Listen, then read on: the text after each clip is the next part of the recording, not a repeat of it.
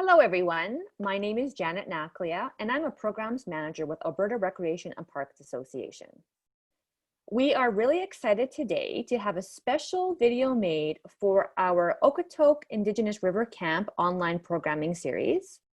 We have invited Elder John Chiefmoon Sr. to tell us a story about what it was like back in the day and how that actually might be relevant today and to the situation we are during this pandemic. So it's a great honor to have him.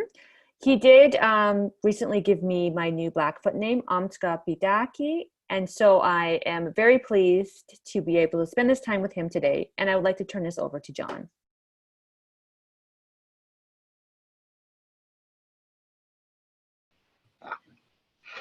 Yeah, way back then, these old people, they were mingled with their son-in-law, and their son-in-law is pretty bad person. This is the story back then. So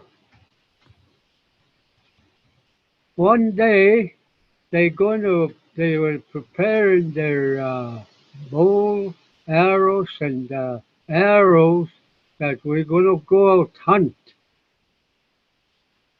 buffalo. They just don't go hunting any time they want. They wait, the spirit tells them, okay, your prayers were answered, you go this time. And that's how the story way back then. I have a grandfather, his name is White Rope. And them days we had no indoor washroom. I have to take my granddad outside. My aunties were two there, and my dad. And I guess I'm the only one that take my granddad. And I learned walking to the outside door and tell me the story and on way back. And I went to school. I lost everything. The residential, the punishment. My hands will get strapped, bent down. Uh, I get the lashes on this. I got what do you call fear, catastrophe, and there's another word. Kind of missed that. So I lost everything, came back, and finally the spirit. I always taught the spirit, pray, could I get my granddad's story? And that's how I got the story. Okay, the old people, they were taught by their son-in-law, we want you to go with us. Their son-in-law told the old people, we got to go. And the old people said, ah, if you need help, we'll go with you. So they went out. They went out.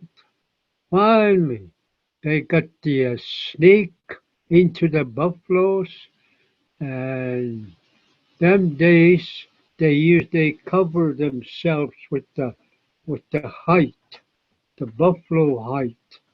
They could just crawl, and the buffaloes seen the moving things, and the buffaloes they pretty wise, and they look in the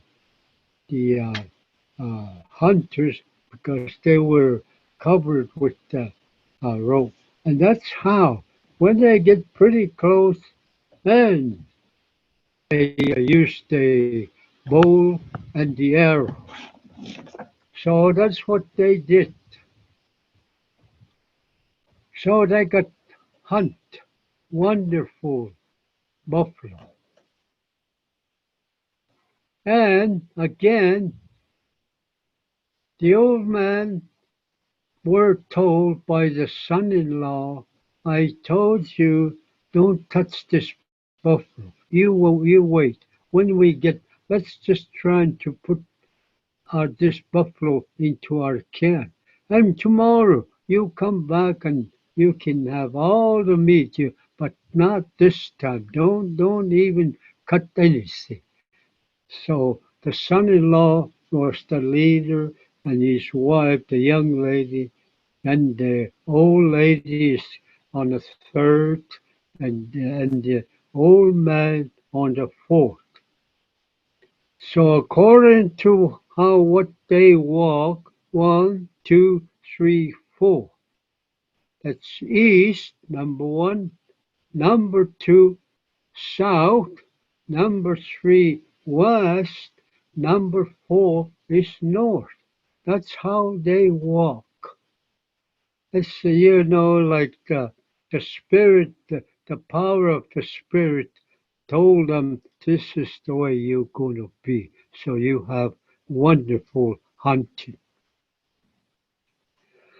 So they walking towards the camp.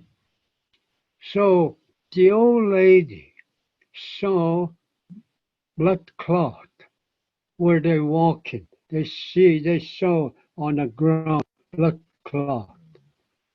And the old lady couldn't talk loud. He just waved. The husband, he put the finger down there. You pick up that, just the language, and put it under your rope.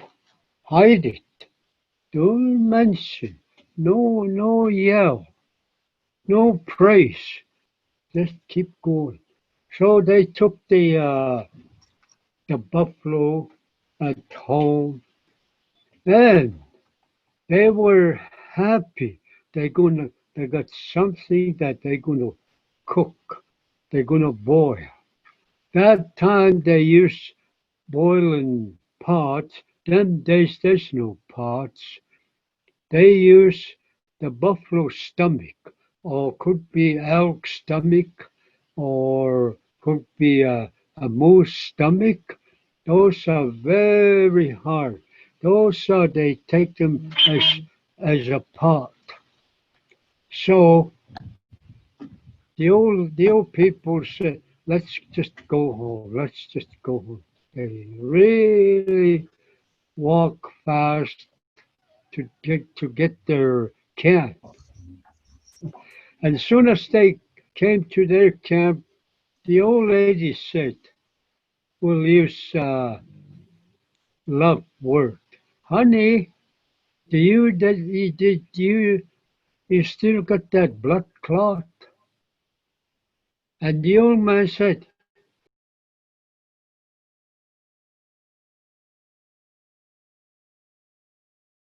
they put the blood clot into the pot. Not too long, just a few minutes when they put that blood clot. Not too long, they heard crying, crying, a baby crying. And the old lady said to her husband, honey, you go around on the teepee. There's a kid crying.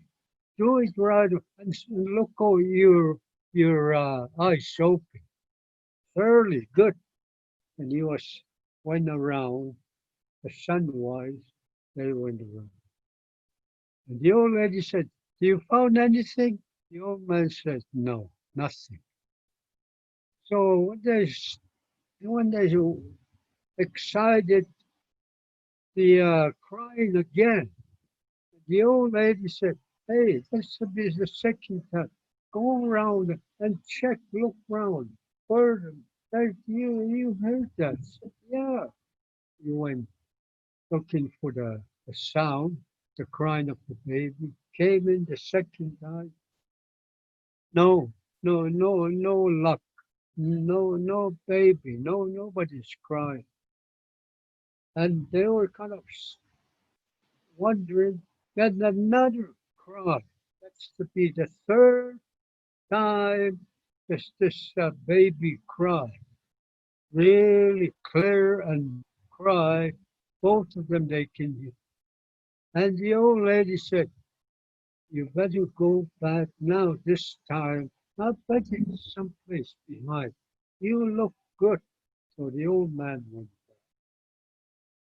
The third one, the old man said, "No, I still cannot see anything.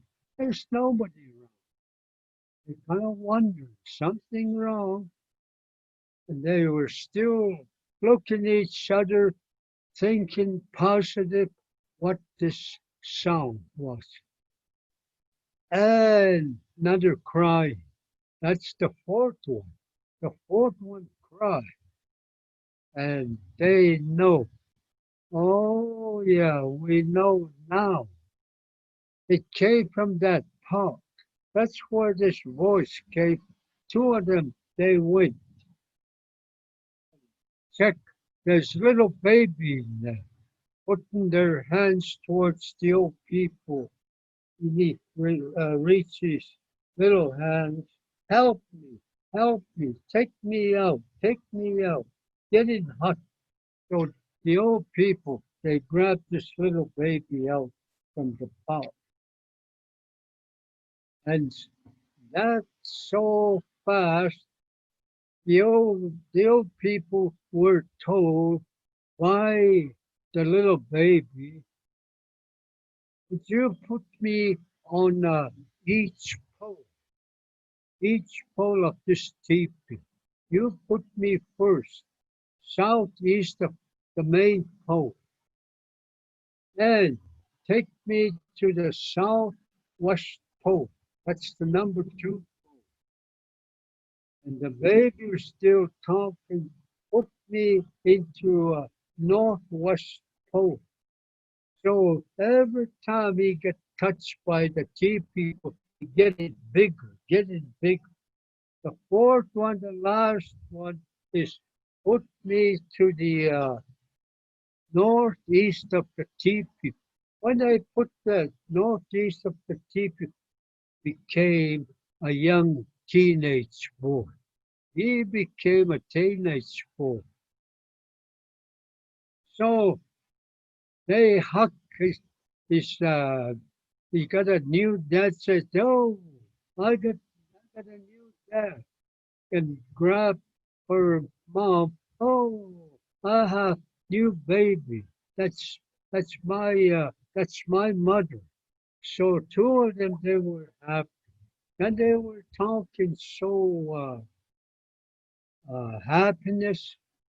And the young man, the blood clot, said, "I heard something that there's a beast.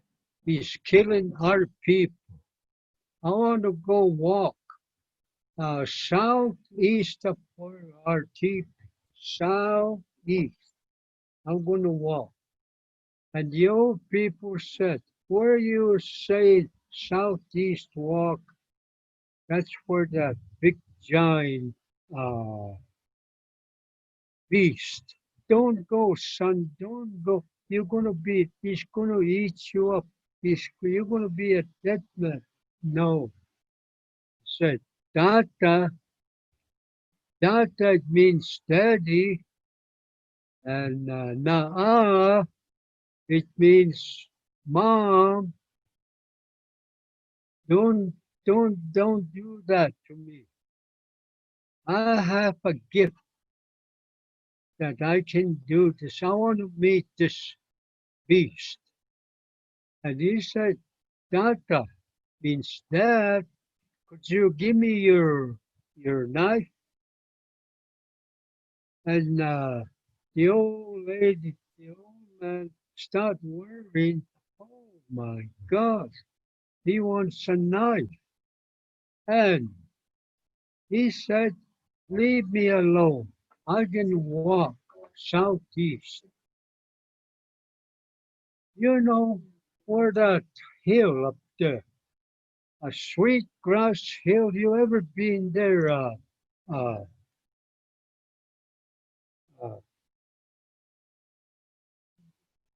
Not rapey stuff. You ever? It's on a sweet grass on the north side.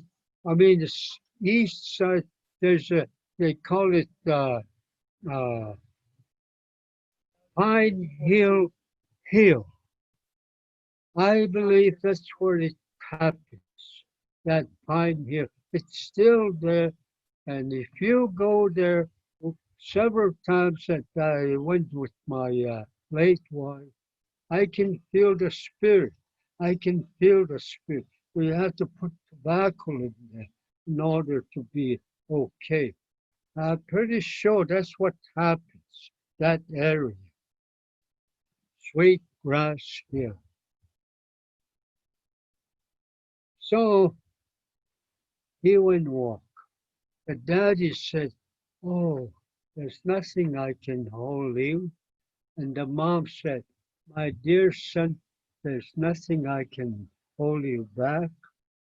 We could feel you that you are the presence of the Creator. You're powerful. We cannot hold you back." So the blood clot, he will start walking, start walking. Finally, he heard a big sound, a sound. When he was going to run, the beast swallowed him that so many power pressure that when he just got sniffed uh, that young man into his stomach with his mouth, and down he goes.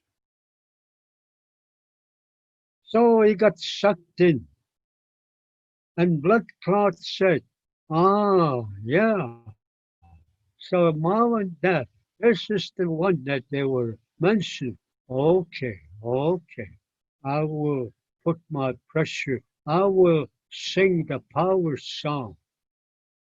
So the song, Blood Clot Song, he sang. Oh, yeah, oh, yeah, oh, yeah, oh, yeah, yeah, oh,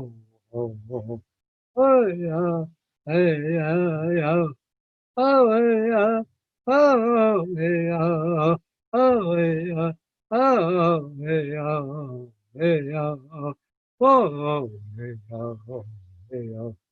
And he was dancing up and down. He had spirit too.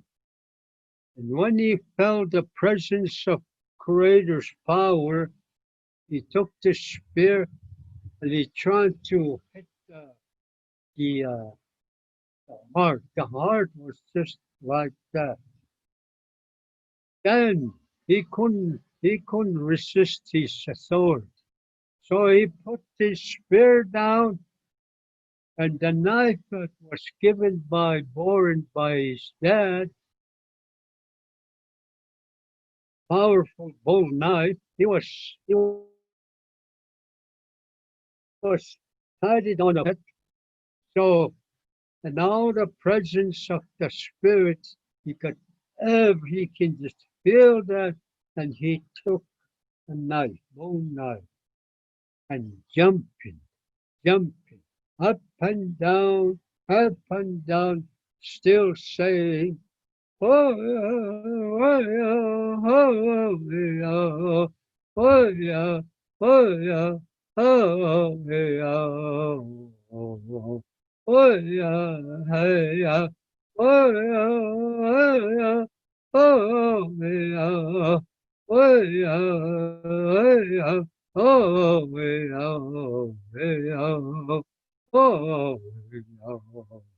oh yeah. And he's got all the presents, and he took the knife and just jumped.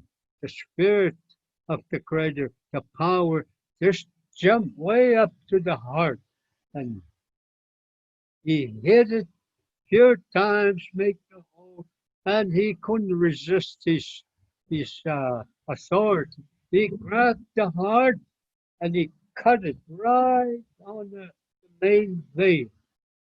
So he dropped the heart fast on the ground. He took his bone knife and cut it, cut it, cut it, all cut. So he cut all the heart in pieces. Then you will see the stomach of the beast. Sing again.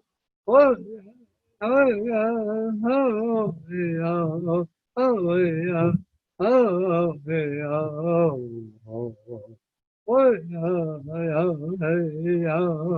oh, yeah, oh, yeah, oh, yeah. Oh, hey, oh, hey, oh, oh, hey, oh, hey, oh, hey, oh, hey. And on the wall, his stomach, he got that knife and cut the whole stomach by the beast, cut it all over. The beast went just like in a tube. If you want to swim within a tube, we put there. When we done, you open the valve and you could see the wind coming out. It went sunk. This is what happened to it. And the beast, he's got little one. He's got little one. And this little one was hiding someplace and he missed that. He missed that, the little by uh, by uh, by the beast's youngster. And that little one escaped, run and run and run and run. He went to what do you call the way?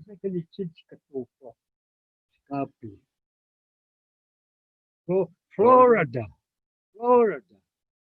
That's where he was hiding. That's where he is today, the little one. And now he's growing up there, just like his mom.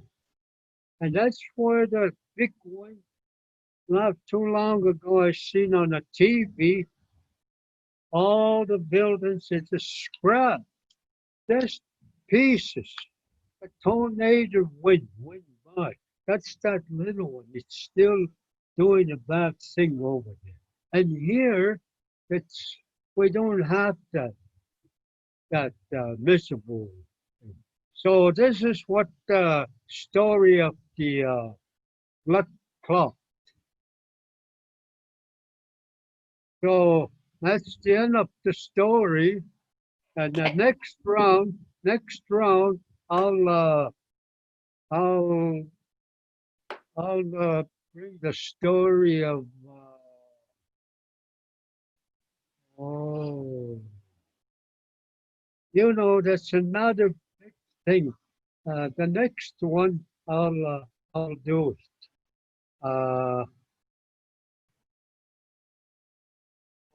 Cut them. So that's the end of now. My sonny wants to say something. It's over here. Perfect. Can you hear me, John? Yeah. Oh, great. So, well, thank you for that story. It was so good. We really appreciate it. And the story of the vacuum monster now down in Florida makes a lot of sense. Yes. Yeah. So thank you so much for that beautiful story. And we will get you on again next time. And so you said John Jr. wants to come in as well and say something? He said he doesn't want to say anything? He's good? So I just wanted to say too, because we missed the first part, that how amazing it is having an elder like yourself tell these stories and how important it is to the youth. Because this whole thing is part of as you know, the culture camp, the Okotok Indigenous River Camp, so that we could reach as many youth as we can. That's right. And I know you've told that story about how it's connected to like the virus or the Mm. plague, and how it's very relevant Yeah. to our time. So I just wanted to thank you so much for that. Yeah. I also, I know we had some technical difficulties at the beginning, so I wanted to offer you some tobacco. I'm a bit late, Okay. Yeah. Hey. so there's my tobacco to you. I will hand it to you next time that I see you. Yeah. And again, I just wanted to thank you so much for that story. It's one of my favorites, and you tell it so well. And so I just Yeah. wanted to thank you so much for all of that. Yeah. Thank you. Well, another first time